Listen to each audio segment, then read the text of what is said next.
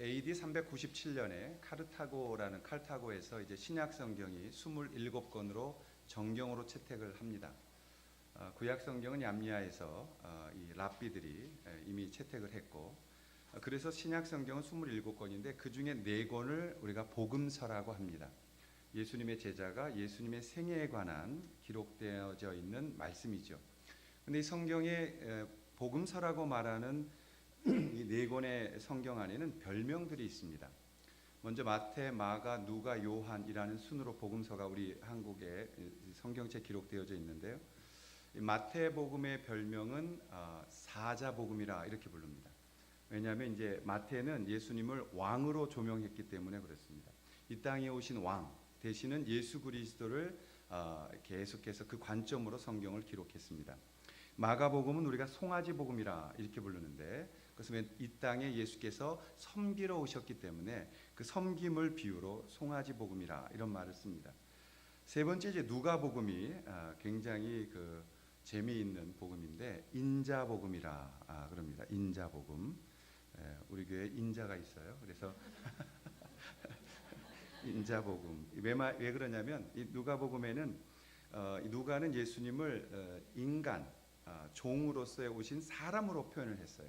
그래서 인성을 강조하다 보니까 인자가 이렇게 되죠. 사람 인자의 이제 아들 자자인데, 사람의 아들 인자가 온 것은, 인자는 이런 표현을 많이 했기 때문에 인자는 섬김을 받으려 함이 아니라 섬기려 하고, 이런 인자의 표현을 많이 해서 인자복음이라 이렇게 부릅니다. 요한복음은 그럼 어떤 관점이었느냐? 요한은 철저하게 하나님이셨던 그분이 이 땅에 육신을 입고 오셨다, 예수 그리스도는 하나님이시다라는 이 부분을, 신성을 굉장히 강조하고 있는 것을 볼 수 있습니다.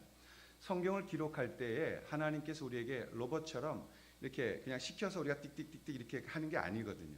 우리가 하나님의 성령의 감동을 받고 그 성령으로 훈련된 사람들이 그 성령의 인도하심을 따라 자기의 경험과 이것이 어울려져서 성경을 기록해요. 그래서 나중에 성경 편집이라는 것이 등장하는 것입니다.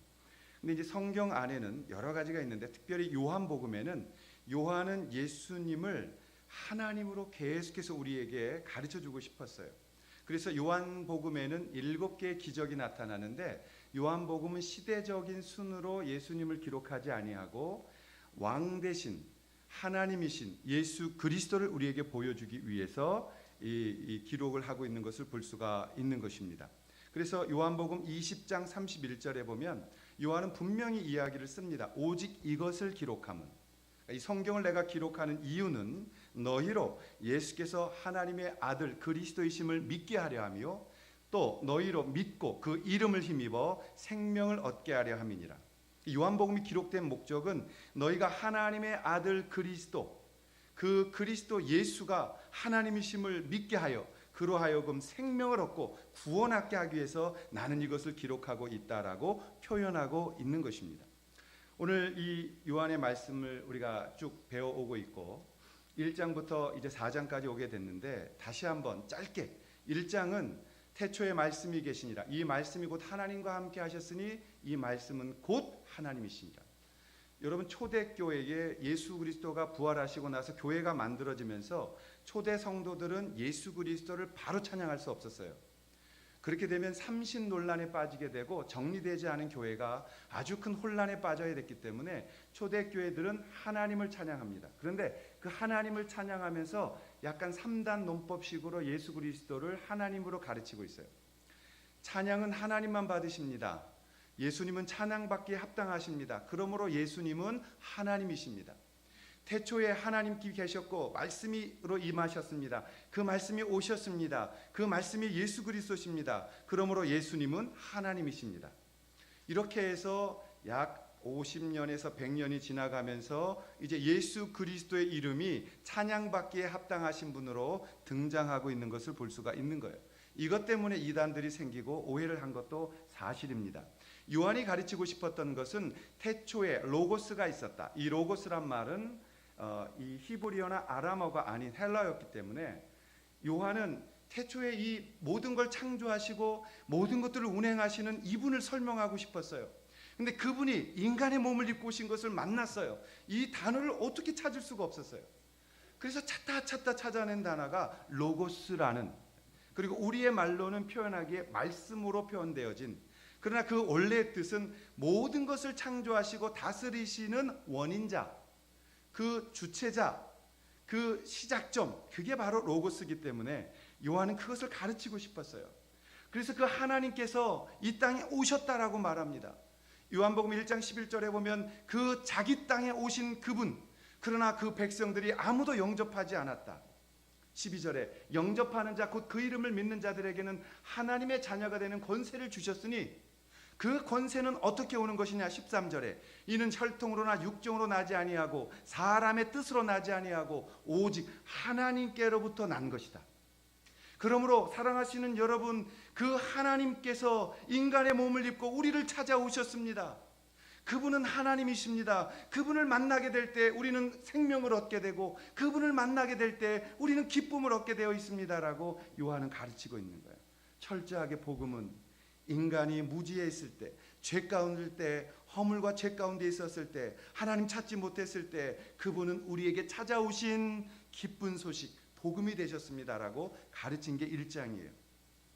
2장에 와서 성전을 청결하게 하십니다. 성전을 청소한 이유가 뭐예요? 우리가 나누었던 것처럼 겉의 청소가 아니었죠. 유대교의 정신을 청결하라는 거예요. 유대교의 정신을, 잘못된 것들을 물러가게 해야 되고 아버지의 집을 깨끗하게 해야 된다는 것입니다. 제가 이거는 이미 설교를 말씀드렸지만, 우리가 제일 먼저 척결해야 되는 것은 우리의 고집, 내 생각, 나의 의, 나의 행함, 그걸 들고 하나님 앞에 나오면 가인의 제사가 되는 것이에요. 가인이 훨씬 더 노력하고 정성 들여 제사를 드렸는데 하나님은 가인을 받지 않았다. 왜냐하면 가인의 제사는 자기 의를 들고 나왔으니까. 그 의를 하나님이 받지 아니하신다. 그 결과가 무엇이었어요? 제사를 받지 않자 가인은 진노했습니다. 왜 제사를 안 받느냐고. 내가 얼마나 열심히 땀을 흘려서 이 소출을 얻은 것인데 하나님 당신이 왜 안 받느냐고. 오늘 그 모습이 종교인이라고 그랬어요. 그 모습이 유대인에게로 그대로 보여지고 있었고, 예수님은 지금 오셔서 그거를 척결하고 계신 거예요. 우리도 하나님 앞에 나올 때 나의 의를 들고 나오면 안 됩니다. 내 자존심 들고 여기 나오면 안 됩니다. 여러분, 예배 자리에 나올 때 첫 번째 하실 일이 있어요. 뭐냐면 철저하게 여러분의 자아를 내려놓고 나오셔야 돼요. 철저하게 여러분의 셀프 디나이얼 하셔야 돼요. 여러분을 내려놓지 않으면 여러분은 철저하게 여러분의 의로 제사를 드릴 수밖에 없게 되어지는 것입니다. 그게 성전 척결 운동이에요. 그리고 나서 3장에 니고데모를 만났어요. 우리가 지난주에 니고데모를 만났습니다. 그 의심 많고 또 그리고 궁금해서 밤에 찾아왔던 그 니고데모, 그러나 그의 신분은 대단한 사람이었어요. 71명만 뽑힐 수 있었던 사내들인 공회 의원이었어요. 오늘날 국회의원이었고, 또 랍비였어요. 교수였고, 또 바리새인이었어요. 뛰어난 종교 지도자였어요. 모든 사람에게 칭찬받고 추앙받던 아름다운 삶을 살고 있던 사람이었어요. 그런데 그에게 예수님 한마디 하십니다. 거듭나야 돼. 너 거듭나지 않으면 하나님 나라 볼 수도 없고 하나님 나라에 들어갈 수도 없다. 너 거듭나야 돼. 이 영적인 질문 앞에 니고데모는 육적인 대답을 합니다. 내가 엄마 뱃속에 다시 들어갑니까? 아니, 너가 나를 누군지를 보라고. 이 말. 내 앞에 너가 질문하고 있는 내가 누군지를 보라고. 니고데모는 그 대화 속에서 나중에 본 것처럼 예수님 돌아가시고 당신의 묘를 주님 앞에 드리며 당당하게 예수 그리스도의 제자로서 자신을 표현하는 것을 볼 수 있었어요. 그리고 나서 이제 요한복음 4장에는 니고데모와는 아주 정반대의 인생을 살고 있는 한 가난한 비참한 여인의 모습을 요한은 기록하고 있어요. 저는 의도적이라고 생각해요. 요한복음 3장에서 당대 최고의 사람을 조명했던 이 요한 사도는 그 다음 중간 3장 끝절 21절부터 36절까지 긴 절을 세례 요한, 침례 요한을 거기에 그려넣습니다. 그리고 나서 4장에 들어와서 한 여인을 그려넣고 있습니다. 사마리아 수가성에 있었던 한 여인, 그 여인은 어떤 여인이었냐면 아주 힘들게 살고 있는 여인이었어요. 버림받은, 사람들에게서 왕따 당하는 인생의 최고의 바닥을 살고 있는 그런 연약한 그 여인을 기록하면서 예수님이 어떻게 그 여인을 보고 계셨는지를 쫓고 있는 것입니다. 오늘 예수님께서는 이제 3장에 보면 이런 소리를 들어요. 제자들이 와서 예수님, 놀라운 일이 벌어졌어요. 글쎄 침례 요한, 그 세례 요한 제자들, 그 사람을 쫓던 사람들, 따라다니던 사람들보다 이제 예수님이 더 유명해졌어요. 우리가 더 많아졌어요. 우리 교회가 더 부흥됐어요. 근데 예수님의 반응은 뭐냐면 그대로 그곳을 떠나버리십니다. 주님이 원하지 않았던 거예요. 우리가 이걸 좀 깊게 묵상해야 됩니다. 주님은 그곳을 떠나서 다시 갈릴리로 가십니다. 지금 이곳에 있던 곳보다 북쪽에 갈릴리가 있었어요. 그리고 북쪽에 갈릴리로 가기 위해서는 여러 길이 있었어요. 그런데 예수님은 유독 남들이 걷지 않는 그 길을 선택하십니다. 그러면서 그 길을 따라서 이 사마리아로 들어오셨다라고 성경은 기록되어져 있어요. 사마리아를 왜 유대인들이 안 다녔냐면 부정한 땅이었어요.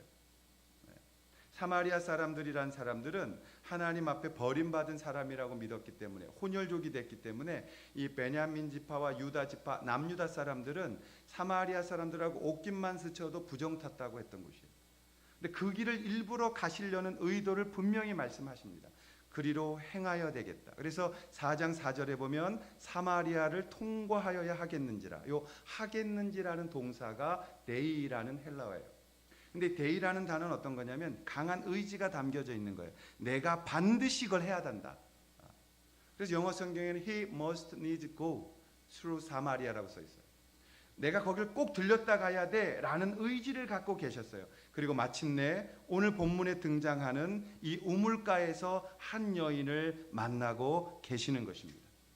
예수께서는 왜 이 여인을 만나시려고 그 걷지 않는 더럽다고 말하는 그 땅에 찾아가셔서 그 우물가에 12시에 남들이 다 나와 돌아다니지 않는 그 시간에서 그 여인을 만나셨을까요?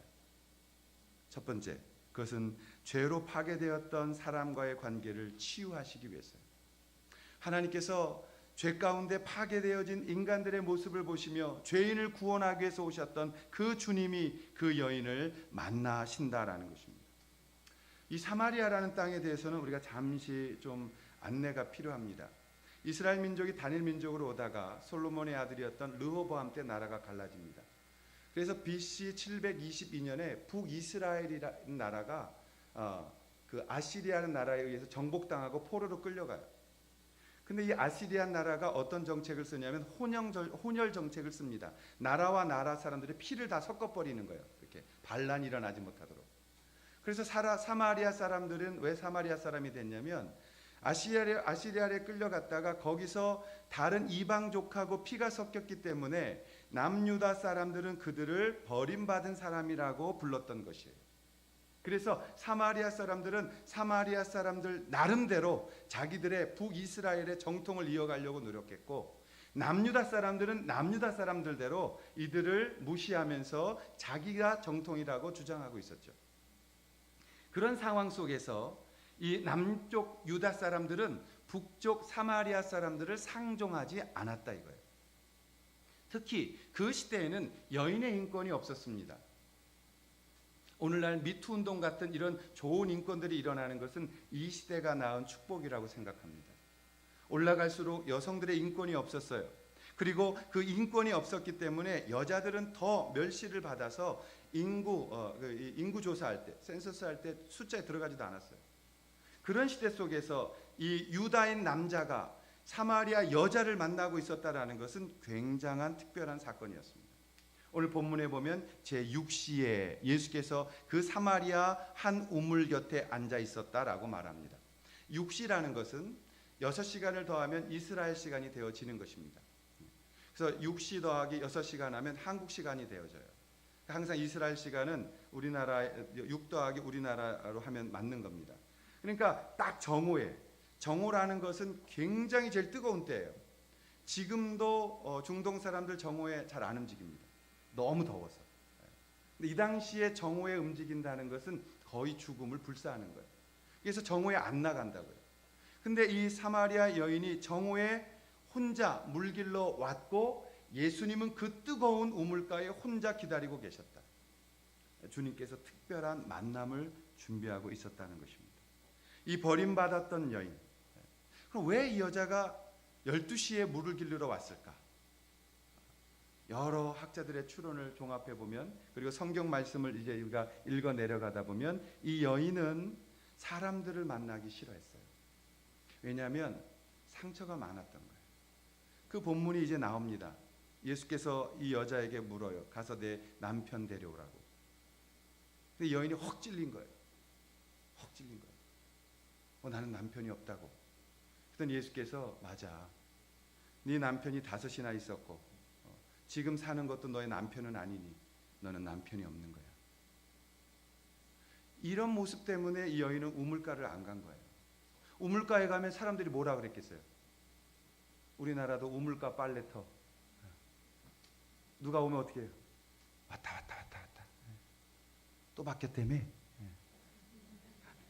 이번에 8번째? 아니야 몰라. 수근. 그게 너무너무 싫으니까 사람들 만나기가 싫은 거예요. 내 마음속에 사람에 대한 상처가 생기기 시작하니까, 내 마음속에 그것이 아픔이 되니까 그녀는 그곳에 오지 않았다는 거죠. 그것 때문에 사람을 회피했고, 그것 때문에 사람들을 만나지 않았고, 그것 때문에 철저하게 혼자 목숨을 걸고 그 뜨거운 대낮에 800m나 떨어져 있는 그 우물에 가서 물을 길러와야 했다는 것은 굉장히 힘든 상황이었다는 것을 보여주고 있는 것입니다. 이 여인에게 있어서 가장 큰 인생의 짐은 사람들이 싫었다는 거예요. 여러분, 죄를 짓고 나면 우리 가운데 제일 먼저 오는 것이 뭐냐면 사람이 싫어지는 겁니다. 우리가 사람 만나기가 싫어지는 거예요. 우리가 막혀버리면 제일 먼저 하고 싶은 게 혼자 있고 싶은 거고, 사람들 연락 오는 것도 귀찮고 어떤 소통하는 것도 귀찮고 그런 거예요. 그럼 이 여인이 정말 부도덕한 여자였느냐? 그렇지 않습니다. 이 여인이 남자가 있었다, 5번이나 있었고 지금 사는 남자도 남편이 아니다라고 말하는 건 이 여인의 기구한 운명을 말하고 있는 거예요. 여러분, 그 당시에 여자가 혼자 살고 있으면 창녀이거나 아니면 노예였어요. 그래서 함부로 죽임을 당하거나 인간 취급을 받지 못했어요. 이 여인이 최소한 인생을 살아가기 위해서는 누구에게라도 소속되어져 있어야 자신의 삶을 연명할 수 있었단 말이에요. 그렇기 때문에 이 남자에게 버림받으면 또 다른 남자를 찾아가야 됐을 거예요. 아니, 어쩌면 그래, 이 여자가 그 남자를 버렸을지라도 이 여인은 계속하여 목마름 속에서 사랑에 굶주리고 사람들에게 상처받고 고립되어진 삶 속에서 나는 혼자야 라는 그 외로움과 또 고독 속에 인생을 살아가고 있었던 사람이라는 것입니다. 그때 예수께서 그 여인의 아픔을 찔렀어요. 오늘 상담으로 말하면 말이 안 되는 일을 하신 거예요. 상담 기법 안에는 상처를 찌르라고 말하지 않습니다. 예수님은 정확하게 그 얘기를 하십니다. 너 사람들 안 만나기 위해서 이 시간에 물 기르러 오는 거 내가 알고 있고, 너 힘들어하고 고통 속에서 울고 있는 거 내가 알고 있고, 너 사람들에게 다 버림받아서 외톨이가 되어져서 인생 이렇게 살다가 그냥 죽었으면 좋겠다라고 푸념하고 삶을 포기하고 있는 너의 모습을 내가 알고 있고, 근데 말이야, 너 살 수 있다. 근데 말이야, 너 치유될 수 있다. 근데 말이야, 너가 나를 믿으면 새로운 목마르지 않는 물을 얻을 수 있다고. 주께서 오늘 그 여인을 일부러 찾아가신 거예요. 누가는 이걸 정확하게 표현하고 있습니다. 인자에 온 것은 섬김을 받으려 함이 아니요 도리어 섬기려 하고 자기 목숨을 많은 사람의 대속물로 주려 함이라. 우리 예수 그리스도가 우리 안에 오게 되어질 때에 우리는 온리완이 되지는 않을 수 있어요. 여러분, 우리가 주님 안에서 정말 1등 하려고 하는 것이 아니라 주님 안에서 철저하게 주님과 나와의 관계 속에서 나를 바라보는 하나님의 사람이 되어져야 된다는 것이에요. 정말 주님이 우리 안에 찾아오시면, 그 주님이 나를 용납하시고 나를 안아주시면 우리는 주님 안에서의 이 은혜를 누리게 되어진다는 것이죠. 오늘 요한 사도는 이 부분을 보여주고 싶었던 것 같아요. 예수 만나면 생명 얻게 된다. 누구라도 이와 같이 버림받은 여인이라도, 유대교가 버렸어요. 남유다가 버렸어요. 종교인들이 버렸어요. 그랬던 그 사람이라도 주님 만나면 생명 얻게 되고, 주님 만나면 치유되고, 주님 만나면 문제 해결되어지고, 주님 만나면 생명 얻는다라는 걸 보여주고 있는 거예요. 여러분, 우리에게 문제 생길 때 도망가고 싶죠. 개척하고 여러 번 도망가고 싶었어요. 솔직히 월요일날 아침 너무 힘들어서 내가 주일날 결심을 했어요. 월요일날 좀 아프게 해달라고. 핑계라도 대야지. 어쩌면 이렇게 개척하고 주님께서 건강의 은혜를 주셨는지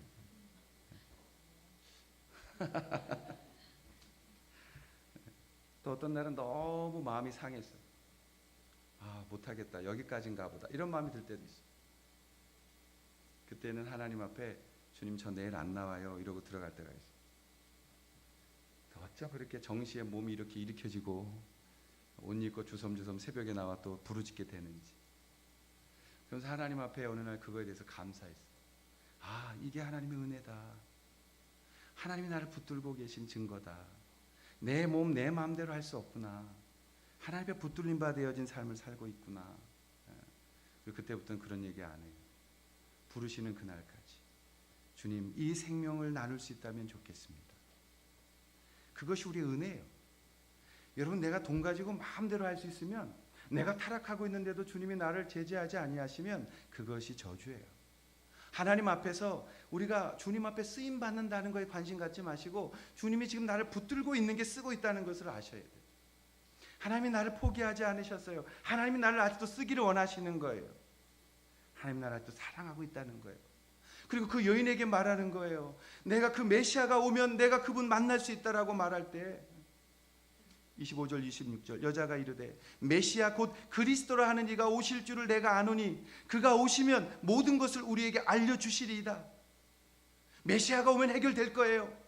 그때 예수께서 이렇게 말씀하세요. 내게 말하는 내가 바로 메시아다. 여러분, 얼마나 은혜예요. 예수님이 오셔서 당신을 우리에게 보여주시는 거예요. 바로 너가 기다리던 메시아라고, 너를 살려줄 그 사람이라고, 내가 너를 찾아왔다고. 여인아, 그러므로 나를 믿으라고. 여인은 메시아를 만납니다. 한 남자로서 만났다가 한 어떤 선생님으로 만났다가 메시아로 만나기까지 단계는 거쳤으나 이 여인은 마침내 예수 그리스도를 만납니다. 마침내 이 예수님을 보게 되어집니다. 그리고 이 여인은 동네로 뛰어갑니다. 그리고 28절 29절에 보시면 여자가 물동이를 버려두고 동네로 들어가서 사람들에게 이르되 내가 행한 모든 일을 내게 말한 사람을 와서 보라. 와서 보라. 이는 그리스도가 아니냐. 내가 그 주님을 만났다. 그리고 나는 다 용서받고 치유됐다. 그러므로 나는 그 주님을 믿게 되어졌다. 와 보라. 여러분 와서 보십시오. 여러분 와서 보십시오. 그리고 그 동네 모든 사마리아 사람들을 데리고 예수께로 나아오는 것을 볼 수 있습니다. 예수님 만날 때, 예수님 찾아오셨을 때 우리가 가지고 있는 거 내려놓아야 돼요. 우리가 정말 주님 안에서 신앙생활 한다고 할 때 우리의 속에 생겨나는 거, 때론 우리 가운데 속상한 거, 때론 우리 가운데 내 마음과 다른 거, 내 생각과 다른 거, 내 자존심 상하는 거 내려놓으셔야 돼요. 주님 앞에 올 때에는 우리가 가난한 마음으로 와야 돼요. 이 여인도 가난하지 않게 왔지만 예수님 만나고 그 복음 듣고 진정한 참 기쁨을 누리게 되어지고 있잖아요. 어쩌면 요한은 잔치집에서 가장 힘든 시간을 만났을 때, 포도주가 떨어져서 잔치가 엉망되어졌을 때, 그때에 기적을 일으키시면서 기쁨을 주시고 참 기쁨을 주셨던 것처럼 이 버림받고 누구에게도 인정받지 못하고 해결되어지지 않는 자기만의 고민을 갖고 있는 이 여인을 만나셨을 때 그 여인은 자유롭게 되어졌고 기쁨을 누리게 되어졌고 생명을 얻게 되어졌고 모든 사람에게 나가서 복음 전하는 당당한 믿음의 소명자가 될 수 있었다라는 것입니다. 여러분, 거듭나야 되죠. 거듭나야 됩니다. 바로 그게 예수 그리스도라는 걸 잊으시면 안 돼요. 이 여인이 자존심을 직면할 수 있었어요. 여러분, 우리가 인생 살고 신앙생활하면서 우리가 가장 힘든 게 뭐예요? 내가 들고 있는 요 자존심 버릴 때예요. 제가 노숙자 사역할 때, 또 고아원에 가서 야학 가르칠 때에 우리 아이들이 버리지 못하거나 우리 그 노숙하는 분들이 버리지 못하는 게 뭐냐면 아직 남아있는 자존감.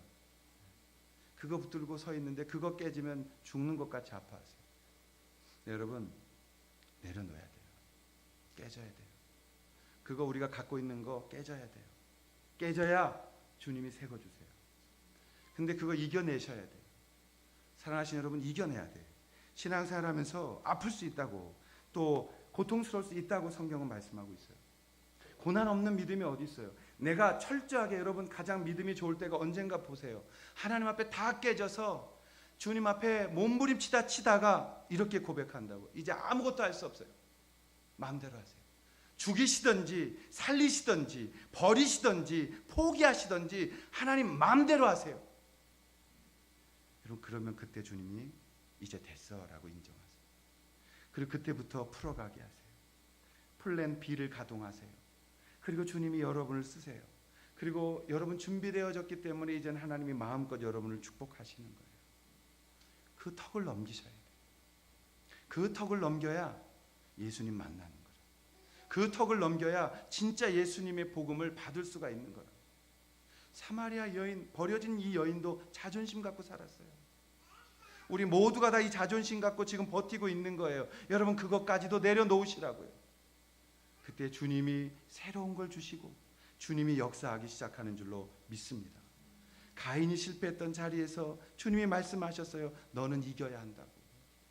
가인아, 어찌 분내냐? 너는 죄를 다스릴지라. 분내지 말고 내게 잘못했다고 말해야 되는 것 아니겠느냐? 왜 너의 의가 내 제사가 되어야 하느냐? 나의 영광을 위하여 너는 나와야지. 못 이기고 동생 살해했던 것입니다. 이겨내시기를 축원합니다. 이기시기를 축원합니다. 그래야 하나님 더 깊게 그 은혜 가운데 설 수 있는 것입니다. 예수님 만나서 메시아를 믿게 되면 우리는 어떤 일이 일어날 수 있을까? 두 번째 것입니다. 그것은 하나님과 관계를 회복할 수 있다는 것입니다.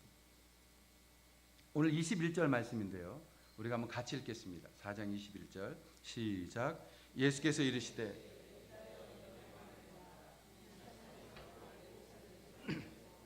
너희가 아버지께 예배할 때가 이르리라. 이 문제가 딱 걸리니까 이 여인이 바로, 제 표현으로 말하면 예수님께 말대답을 합니다. 남편 데려오라. 그러니까 선지자시군요. 근데 한 가지 질문이 있습니다. 우리 선지자들은 이 북쪽 그리심산에 있는 이 예배당이 진짜 성전이 하나님 만나는 곳이라고 하고, 당신 유다 사람들은 예루살렘에 있는 성전이 하나님 만나는 곳이라고 하는데 어떤 게 진짜입니까? 어느 곳이 진짜입니까? 라고 질문해요. 굉장한 공격이에요. 어떻게 보면 질문도 질문이지만 그건 아닌 것 같아요. 이 여인이 자존심 상해서 질문한 거예요. 왜 그렇게 되어졌느냐? 남북조가 갈라졌을 때 사마리아는 돌아와서 이곳에다 예배당을 따로 짓습니다. 왜 따로 지었냐면 남유다가 자기들한테 버림받은 사람 취급하니까, 그래요, 그럼 우리끼리 하나님 섬긴다. 그리고 이 산에 지어요. 이 산의 이름은 그리심산인데, 또 옛날부터 전해 내려오는 그것에 의하면 아브라함께서 이삭을 바칠 때 이 산에서 드렸던 이 모리아산이 여기다라고 생각하고 있었던 거예요. 그래서 북이스라엘은 북이스라엘대로 그 그리심산 위에 성전을 짓고 예배를 하고 있었어요. 모세오경도 자기들이 가지고 있었고, 이 북쪽이 갖고 있던 모세오경이 있었고, 남쪽에는 예루살렘에 성전을 쌓았죠. 솔로몬 때, 그리고 스룹바벨이, 그리고 헤롯 대왕이 똑같은 장소에 짓고 지금도 거기에 다시 지으려고 하는 거예요. 거기가 진짜다, 그렇게 말하고 있었어요. 그러니까 이 여인이 이렇게 말한 겁니다. 어디가 진짜입니까? 내가 이렇게 신앙생활 헤매게 된 것은 말이죠, 내가 교회 잘못 다녀서 그런 거예요. 어디가 진짜입니까? 오늘날 우리가 이런 질문 많이 합니다. 어떤 분이 진짜 목사님입니까? 어떤 분이 진짜 좋은 교회입니까? 어떤 교회가 진짜 교회입니까? 어느 교단이 진짜 교단입니까? 그런 질문합니다. 예수께서 말씀합니다. 여인아, 예배는 말이야 장소의 문제가 아니라 때의 문제야라는 거예요. 네가 어디 가서 예배 드리면 은혜 받고, 어디 교회 가면 잘 되고, 어디 교회 가면 이게 아니고, 지금 너가 예수 그리스도를 믿는다면 너는 신령과 진정으로 예배해야 한다. 신령이라는 말은 스피릿이고요, 진령이라는 말은 트루스예요. 너가 영을 가지고, 거짓된 영 말고 진짜 주님이 주시는 것으로 참되게 진리를 가지고 거짓하지 않고 예배드리고 있는 삶을 네 삶 가운데 살고 있지 않다면 너는 어느 곳에서 예배하든지 간에 진정한 예배자가 될 수 없다는 것이에요. 여러분, 교회는 다 마찬가지예요. 교회는 다 똑같은 거예요. 제일 중요한 게 뭐냐? 내가 내 안에 주님 모시고 신령과 진정으로 예배자로 살아가고 있느냐의 문제. 우리가 하나님 앞에 이런 핑계 많이 대잖아요. 오늘날 한국교회 많은 성도들, 가나안 성도들이라고 불리우는 분들. 가나안의 뜻은 뭐라 그랬어요? 안 나가. 내가 예수 믿지만 교회는 안 나가. 왜? 아유, 이 꼴 저 꼴 다 보기 싫어. 가서 그냥 안 나가고 나 집안에서만 혼자 이렇게 방송으로 예배드리면 좋아. 제가 예언을 할게요. 여러분, 집에서 혼자 방송 틀어놓고 예배드리면 처음에는 그래도 복장도 갖추고 방석 깔고 앉았고 성경이라도 펴요. 몇 주 이게 진행되면요, 그냥 이렇게 예배를 봅니다. 예배를 봅니다. 예배 보다가 또 이렇게 하면 이제 또 그냥 탁 채널 눌러가지고 다른 거 바꿔버려요. 교회는 언제 교회냐? 교회는 모여서 티격태격 싸울 때 교회예요. 교회란 늘 사랑이 흐르지 않아요. 여러분, 가정생활 보세요. 지금까지 살면서 나는 남편과 아내랑 한 번도 안 싸웠다. 이런 분 계시면 손 드십시오. 제가 벼락을 때리겠습니다. 우리 가족은 한 번도 안 싸워요. 이런 일이 있을 수 없어요. 싸워요. 근데 그 속에서 다시 서로 그 치근하게 여기고 불쌍히 여기며 아끼는 것으로 만들어져 가는 것이에요. 그래서 가정과 교회는 비판으로 성숙해지지 아니하고 격려와 사랑으로 자라가는 것이에요. 여러분, 만남으로 인하여 교회가 시작되어지는 것입니다. 우리가 서로가 서로를 깎아대면서 교회는 시작되어지는 것입니다. 더 중요한 예배는 하나님 앞에 섰을 때 내가 신령과 진정으로 주님 앞에 서야 된다는 것을 가르치고 있는 것입니다. 이 그린심산에 있는 성전이 긴자냐 아니면 예루살렘에 있는 성전이 긴자냐, 그게 중요한 게 아니고, 여인아 지금 너 믿고 있느냐? 여인아 지금 너의 삶 속에서 너는 하나님을 예배하고 있느냐? 너의 삶 속에서 하나님 예배하고 있지 않다면 아무리 화려한 곳에 가 있을지라도, 아무리 좋은 제사장 밑에 가 있을지라도 너는 늘 공허할 것이다 라는 거예요. 두 가지가 나오잖아요. 이 여인은 자기 의에 빠져 있었어요. 그리고 이 여인은 장소를 예배로 생각하고 있었어요. 오늘 주님이 그 모습을 가르치시면서 말씀하는 거예요. 너 정말 예배 어떻게 드리고 있냐? 여러분, 정말 종교인처럼 오늘 주일 성수하시기 위해서 이곳에 오셨습니까? 아니면 내 사랑하는 주님 앞에 나의 모든 것들을 올려드리고 그 주님을 더욱 사랑하고 그 주님 만날 날을 준비하고 그 주님 아니면 난 아무것도 할 수 없다라는 이 가난한 마음, 예수께서 마태복음 5장 3절에 처음 오셔서 팔복설교 설교하시면서 가르치셨던 첫 번째 가르침, 심령이 가난한 자는 복이 있나니 천국이 저희 것임이라. 너의 마음이 가난하지 않고는 예배할 수 없다. 그는 마음의 가난함을 보게 될 때 애통하는 자는 복이 있나니 저가 위로를 얻을 것이며 그 애통한 자가 온유함을 받게 될 것이며, 주님은 이 팔복을 가르치면서 우리에게 첫 번째 하신 게 뭐예요? 하나님께 나아오는 자들은 가난한 마음으로, 주님을 사랑하는 마음으로, 내 죄를 알고 주님 앞에 고백하는 마음으로 긍휼한 마음을 가진 주님께 나아오라는 거잖아요. 우리가 아무리 멋진 옷을 입고 아무리 문제 없는 것처럼 예배당에 왔을지라도 정말 그런가요? 하나님께서 우리가 필요 없을 만큼, 아니 우리가 하나님을 필요로 하지 않을 만큼 우리는 정말 온전한가요? 아니요, 그렇지 않아요. 누구도 다 주님 필요해요. 니고데모도 필요했어요. 사마리아 여인도 필요했어요. 우린 다 주님이 필요해요. 그리고 그 주님의 만지심과 그 주님이 말씀하신 거듭남이 우리 가운데 필요해요. 그럴 때만 우리는 새로운 삶을 살 수 있는 거잖아요. 오늘 주님께서 이 여인을 초대하고 계십니다. 여인아, 지금 예배할 때다. 지금 예배할 때다. 아버지께 참되게 예배하는 자들은 영과 진리로 예배할 때가 오나니 곧 이때라. 아버지께서는 자기에게 이렇게 예배하는 자들을 찾으시느니라. 하나님은 지금 예배자를 찾고 계신다라고 말씀하세요. 하나님은 하나님이 기뻐하시는 자들을 찾고 있다고 말씀하세요. 우리가 찬양만 나 주님의 기쁨 되기 원하네가 아니라 내 인생이 정말 주님의 기쁨 되기를 원하나요? 우리를 돌아봐야 돼. 내 인생 주님이 정말 기쁘시게 받고 있나요? 주님 오셨을 때 나를 정말 인정해 주실 만한 그러한 주님 안에서의 아픔과 고통을 내 안에 끌어안고 사람 사랑하고 계신가요? 손해보고 계신가요? 예수 믿는 것 때문에 손해보고 계신가요? 예수 믿는 것 때문에 오른쪽 뺨 맞으면 왼쪽 반대 돌려대고 계신가요? 오리를 가자고 하면 심리 가지고 계신가요? 겉옷 달라고 그러면 이 속에 입은 옷까지 벗어주라고 주께서 말씀하신 것을 이해하고 계신가요? 주님이 주신 것이 나의 것이 아님을 알아 하나님 아버지 앞에 어떻게든지 쓰고자 하는 강렬한 열망으로 내 인생의 시간을 아끼고 주님 나라 위해서 애쓰고 계신가요? 그게 없다면 주님 어떻게 만나실 거예요? 주님 앞에서 나 남편 없어요, 남편 없어요. 그렇게 손살에 치면서 빠져나가고 싶었던 그 여인의 간절한 마음이 우리의 마음 아닌가요? 하나님 앞에 섰을 때 그걸 준비해야 돼요. 그래야 거듭난 사람들이. 세상 사람하고 다르게 살려면 어떻게 살아야 돼? 좁은 문 가라. 너는 좁은 문으로 들어가라. 그 길은 좁고 협착하여 그 길을 찾는 자가 없으나 그게 생명의 길이다. 너 넓은 길 가지 마라. 그 길은 넓어. 그리고 다 글로 갈 거야. 근데 거기는 멸망의 길이다. 왜 이 말씀을 그렇게 가볍게 대하시나요? 이 땅 살아가면서 왜 예수 믿으면서 가슴에 상처가 없을 거라고 생각하시나요? 왜 이 땅 살아가면서 손해볼 게 없다고 생각하고 악착같이 와서 나에게 우리 가족 내 남편 내 아내 우상과 다른 것이 무엇인가? 여러분 교회는 손해보기 위해서 있는 거예요.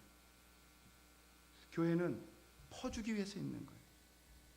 이렇게 표현하면 우리 임직자분들이 싫어하겠지만 교회는 주기 위해서 있는 거예요. 교회는 나누기 위해서 있는 거예요.